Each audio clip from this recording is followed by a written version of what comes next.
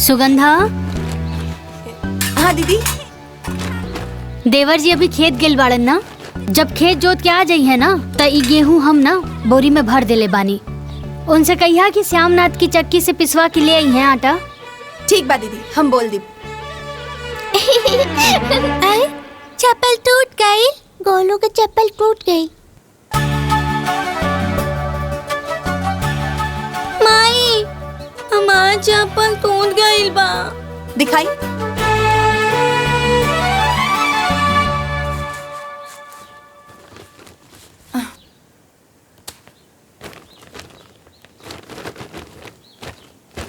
दीदी हाँ देखी ना, गोलू की चप्पल टूट गल बा। एगो नया मंगवा दी ही ना। सुगंधा, नई कीने की का जरूरत बा? हमरा लगे 2-3 गो जोड़ी पड़ल बा, हम दे देब, गोलू के पहना दिया, ठीक बा? बाकी दीदी लड़का होके लड़की की चप्पल पहरी। अरे सुगंधा, सैंडल ना हा, हवाई चप्पल हा, और सब हवाई चप्पल एक जैसन ही होला। कैसे गिर गई तू? हाँ? अरे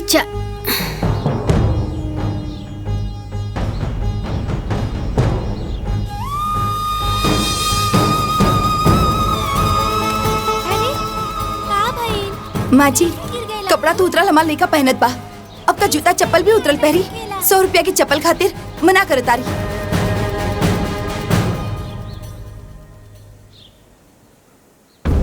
अरे हमार नौ के दुल्हन, 100 रुपया के बात नहीं खे। 100 रुपया के कीमत ना, जब तू ये घर के मालकिन बनबू तब समझ में आई कि पाई पाई जोड़ के कैसे घर चलावल जाला। चिंता मत करा।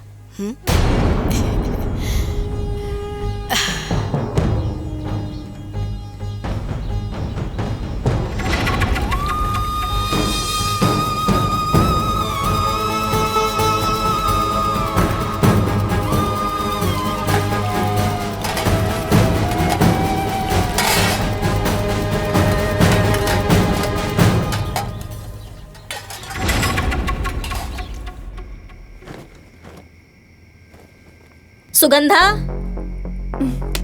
हाई ला, गोलू के पहने खातिर देवरानी जी भेजले बाड़ी।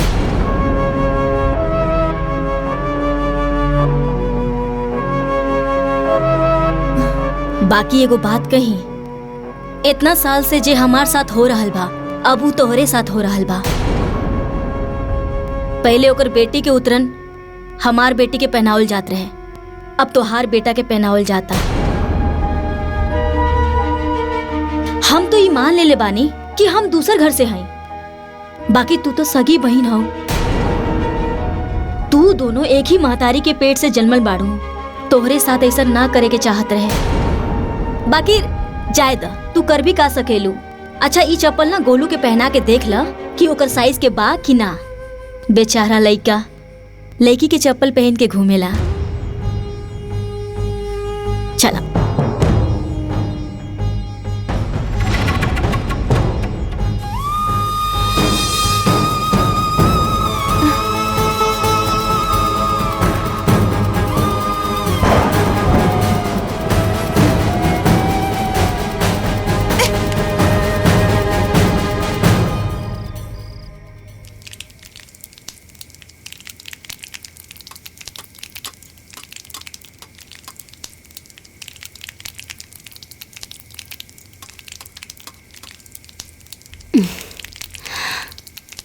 सुगंधा, हाँ हमार कपार बहुत बथा था, एगो अदरक इलायची वाली चाय बना दे तू।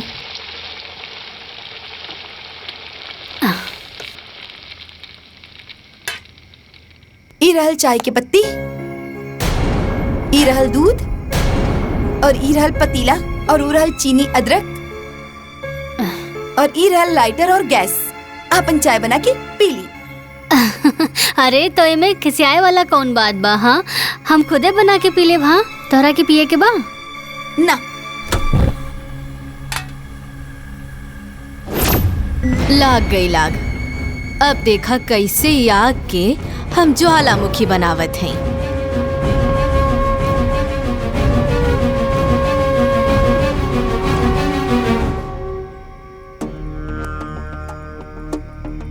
सुगंधा, तू चिंता काहे कर रहल बाड़ू?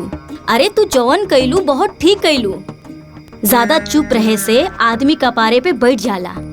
कबो कबो मांगे से हक ना मिली तो छीने के पड़ेला।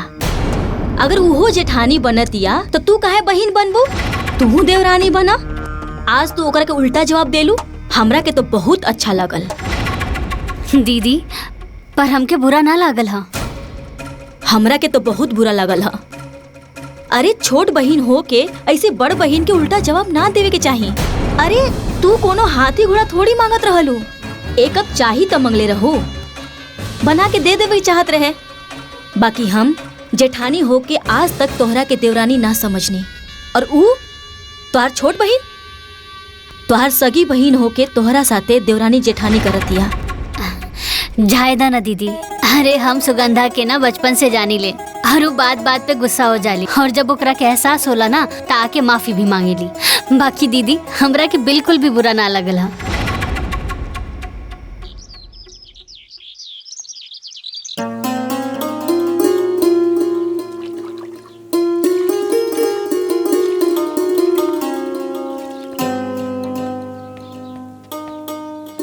सुगंधा,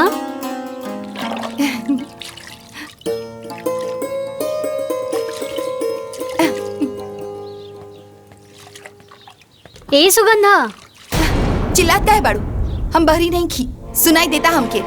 अरे जब सुनाई देत हवे त जवाब काहे नहीं खुदेत? हम का बोली? तू ही बोला, बताओ बात का हो? अरे हम तोरा से कहले रहनी ना कि गुड़िया की स्कूल की ड्रेस प्रेस कर दा, काहे नहीं खुकैले? दिखाई नहीं देत, हम अपन लड़का के नहलावत बाड़ी। जा। सुगंधा, आजकल हम देख रहल बानी, आजकल तू ढेर अपन पराया कर रहल बाड़ू। शुरू के कैला तू के हम दिन भर लिपस्टिक नेल पॉलिश लगाकर बैठी रहेलू, अपन लड़की के कपड़ा प्रेस ना कर सकेलू? सुगंधा,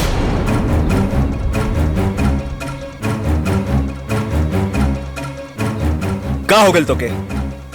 ये कोनो तरीका भौजी से बात करे का? जे जौन तरीका से समझी ओकरा के उही तरीका से समझाई। चुप रहलो, शांत रहलो, का हला करत रहलो? अरे तोला परोसा आ पटीदार सुनी त का कही? रहे दी माई, आज सुगंधा के बोल ले विदा, पता तो चले आखिर एकरा मन में कितना भड़ास भरल बा। बोला। पुष्पा, वो छोट है, ओकरा में समझदारी ना है। तू तो समझदार बाड़ू, तू ही शांत रहा। अगर ई शांत हो जाए तो घर ना पलट जाई। ई घर के मालकिन नहीं, ई ऑर्डर करी और काम करी हम, ई लड़की पैदा करी और संभारिए हम।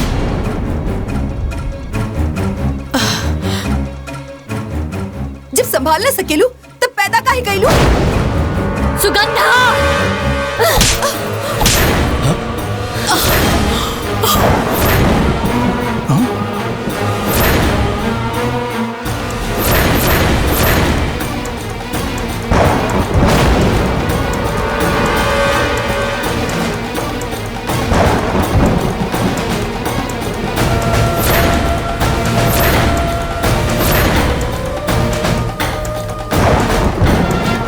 जेके पास जवाब न होला ना, वो हाथ उठावेला।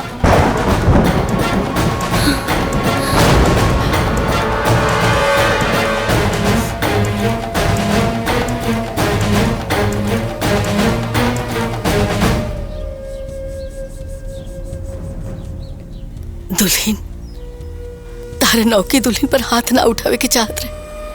अरे वो बच्चा नहीं की, ओकर बियाह हो गइल बा, ससुराइतिन हो गइल बड़ी, उ बच्चा नहीं की। अम्मा जी, हम तो बड़ बहन होके के नाते ओकरा के थप्पड़ मार देनी।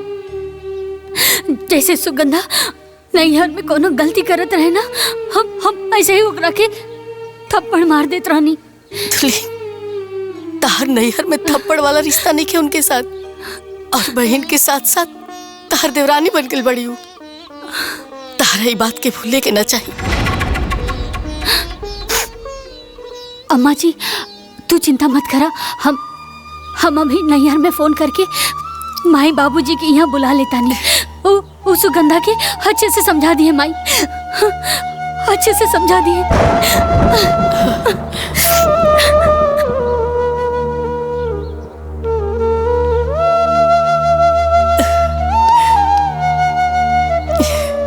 माई सब ठीक हुई।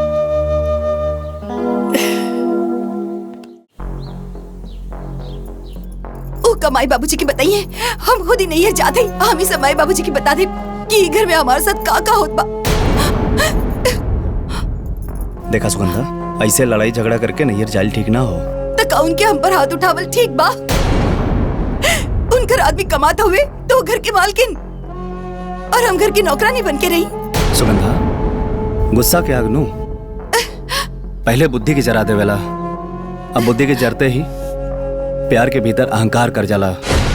एक बात बतावा, दुनिया के कोनो भी रिश्ता अपने आप ना खत्म होला, अहंकार गलत फहमियों के तोड़ देवेला। दो लोग के बीच के रिश्ता केवल तीसरे की वजह से ना, बल्कि आपसी विश्वास और प्यार की कमी से टूटाला। हम तहार पति बानी ना, ता हमार बात ना मनबू। चला वो बैग उठावा और अलमारी में रखा। एक बात और ही, माई बाबूजी के सामने अपने गुस्सा पे कंट्रोल रखिया।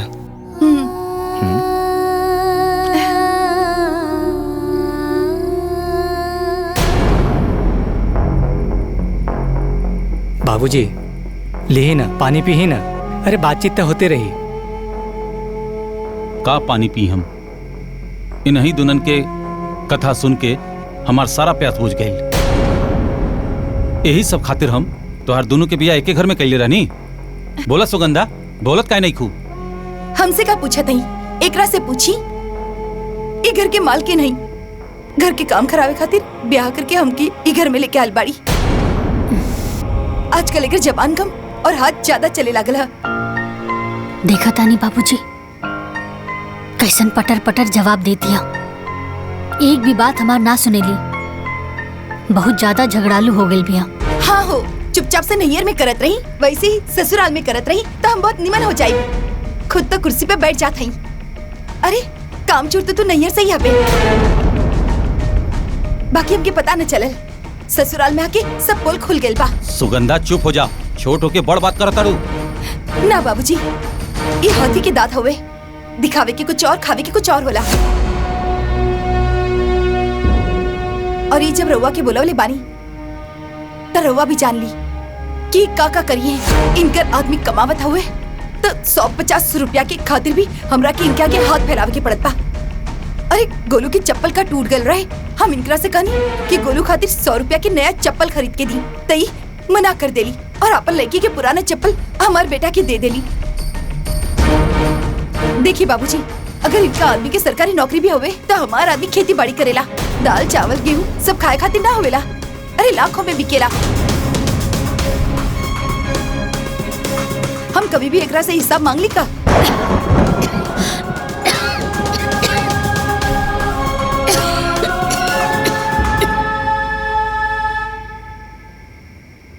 तारा के हिसाब चाहे ना सुगंधा, एक दिन तोरा के सब हिसाब दे देब हम। चुप हो जा भाई, हमार बात कान खोल के सुना। अगर तोहनी ऐसे ही आपस में लड़त रहबू तो हम समधियान आवल छोड़ दे। काहे कि तू लोग समधियान में हमरा के मुंह दिखावे के लायक न छोड़बू। बिटिया, हम बाप होकला के नाते तो से विनती करतानी कि जैसे तू दोनों के नाम पुष्पा और सुगंधा है, वैसे ही ससुराल के बगिया के सुगंधित करा। समधन जी, हम दोनों बिटिया के तरफ से हाथ जोड़ के तो से माफी मांगता नहीं। समझी जी, माफी मांगे की कोनो जरूरत नहीं है। राहुल फर्ज रहल समझावे के, रउआ समझाई नहीं। आ कोनो ही लोग बच्चा तो बहाना कि कान पकड़ के समझावल जाए। लावा कड़वा दा। अरे हम आवत रहनी था, सोचनी के राहुल के शादी के कार्ड एक पन दुकार हो जाई, आपके पूरा परिवार के साथ आवे के बाद। जी जी। समधन जी, एक और विनती बा कि राहुल के शादी से कुछ दिन पहले हमरे दोनों बिटिया के भेज दी, काहे कि राहुल के माई के काम काज में मदद मिल जाए। जी जैसन रोवा कहीं। अच्छा तब हमनी के चलत तनी। जी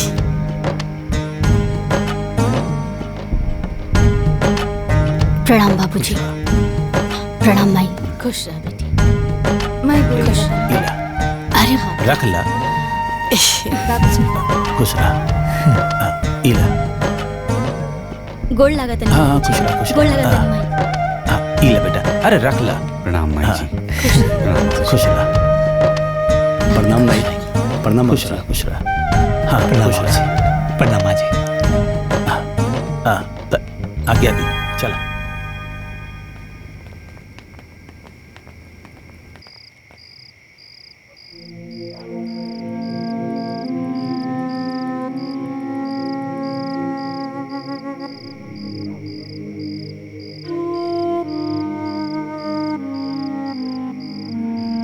भैया पता नहीं केकर नजर हमनी के घर परिवार पे लग गई। ये सुगंधा और भाभी के बीच में खटास कैसे पड़ गई। सब सुगंधा की गलती हो। अपने से बढ़ के कबो उल्टा जवाब ना देवे चाहिए। ए भाई, जहां चार बर्तन रहेला ना तो आपस में बजबे करेला। वो दोनों सगी बहन हैं, आपस में लड़िए झगड़िए फिर एक हो जाइए। तू ये सब छोट बात खातिर चिंता मत कर।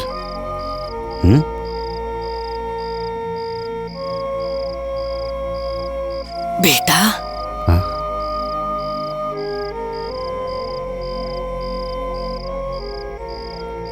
देखा बेटा, तू लोग ऐसे ही आपस में समझदारी से रहिया। मेहरारून के झगड़ा लड़ाई की आज तो हम लोग के रिश्ता में ना आवे के चाहिए। हमारे 60 साल के उम्र हो गई। बहुत बड़ा ना अनुभव बा बेटा कि अक्सर भाईन भाईन में अलगावजी ना औरतन के लड़ाई झगड़ा के कारण नहीं होला। देख बेटा, तू लोग से हम विनती करता नहीं अरे मैं कि तू लोग आपस में कबो कटास बतावे दिया न तब जीते जी मर जाए। ना माई, तारा पता बानू, बाबूजी हमेशा कहत रहे कि एक दूसरा के साथे रहल परिवार ना कहला। परिवार वो कहला जे एक दूसरा के दुख सुख में साथ रहेला। और माई, तोनी और बाबूजी के दिहल संस्कार हमनी के भूलल नहीं खींचा।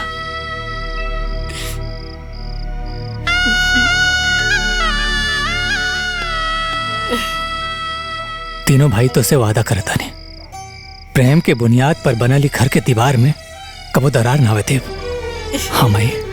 हाँ माई, बाबूजी के अरमान के मोती के माला हमनी कब्बो टूटे ना देव। वचन देता नहीं माई, हमने के सांस टूट जाई मगर साथ कभू न छूटी, कभू न छूटी।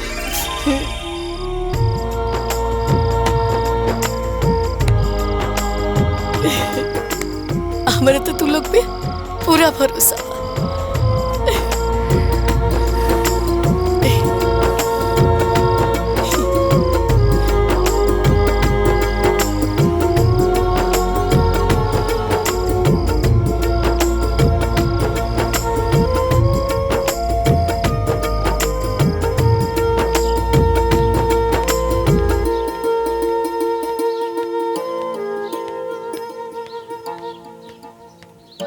अम्मा जी, इली चाय पी ली। अरे अरे अरे, खाना बन गई। चला चला तू आगे बेटा। ये आगे बैठी। अच्छा ठीक बा। ए जी, हाँ गोलू के भी लेके जाई और प्ले ग्रुप में छोड़ दी। वहाँ रही तो कुछ सीख बे करी। ठीक बा।